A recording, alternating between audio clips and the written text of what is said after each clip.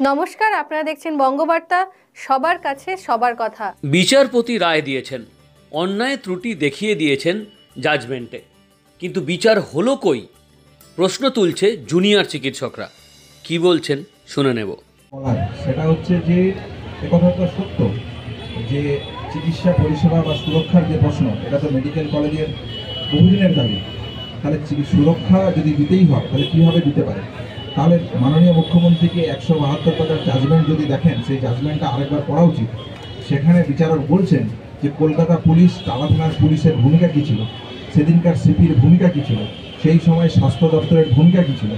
তাহলে এই যে ভূমিকা ছিল, এই স্বাস্থ্য ব্যবস্থা এবং এই পুলিশ প্রশাসন যে সম্পূর্ণ ব্যর্থ হয়েছে একজন চিকিৎসকের সুরক্ষা দিতে, এটা তো দিনের আলোর মতন পরিষ্কার। আমরা শুধু এই অভিযোগ জানিয়েছি তা নয়, 172 পাতার জাজমেন্টে মাননীয় বিচারকও এই নিয়ে একগুচ্ছ প্রশ্ন তুলেছেন।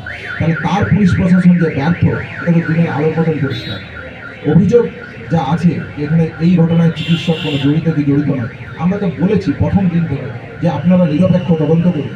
নিরপেক্ষ তদন্তের মাধ্যমে যে জায়গা উঠে আসবে সেই জায়গার সম্পর্কে আমাদের তো কোনো দ্বিমত থাকার কথা থাকতে পারে না। Bureau report, Bangabarta.